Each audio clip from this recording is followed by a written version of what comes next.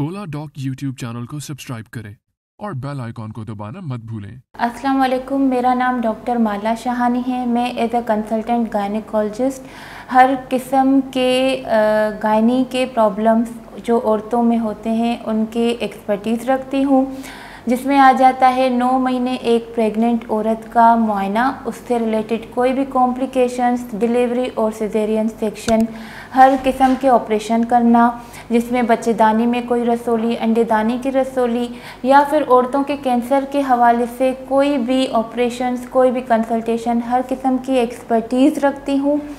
उसके अलावा औरतों में माहवारी के प्रॉब्लम्स, पीसीओएस, उसके अलावा बार बार बच्चे का गिर जाना जिसको रिकरेंट मिसकैरेजेस कहते हैं, इन सब के कंसल्टेशन कर सकती हूँ। अभी जो मैं आपसे डिस्कस करने जा रही हूँ वो है औरतों में urinary tract infection. Urinary tract infection औरतों में जो बहुत कॉमन पाया जाता है वो एक बैक्टीरिया की वजह से होता है जिसका नाम है इकोलाई। पाकिस्तान के टॉप डॉक्टर्स के साथ अपॉइंटमेंट बुक करें, वो भी पेशेंट फीडबैक देखते हुए।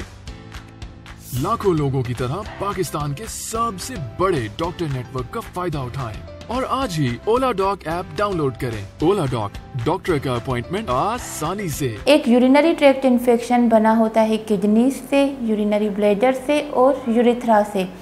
इस पूरे सिस्टम में कहीं भी बैक्टीरिया का इन्फेक्शन हो जाए तो उस वजह से औरतों में बहुत सारे सिम्टम्स होते हैं। वो सिम्टम्स होते हैं पेट के निचले हिस्से में दर्द होना, जब पेशाब करने जाएं तो पेशाब करते करते पेशाब रुक रुक के आना, कतरा कतरा करके आना और पेशाब करते हुए दर्द और जलन महसूस होना। उसके अलावा कभी कभी पेशाब में पस भी आना शुरू हो जाती है। ठीक है, औरतों में ये कॉमन इसलिए होता है कि जो पेशाब की नाली होती है यूरिथ्रा, उसकी साइज़ मेल के हिसाब से बहुत छोटी होती है। ये जो बैक्टीरिया है इकोलाई, ये मोस्ट कॉमनली हमारे गट का नॉर्मल बैक्टीरिया होता है, गट में होता है।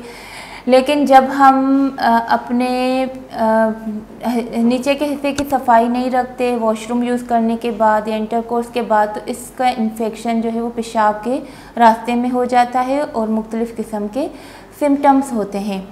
इस बैक्टीरिया का इलाज एंटीबायोटिक से होता है जिसका नाम सिप्रोक्सिन होता है, क्विनोलोन ग्रुप से बिलोंग करती है।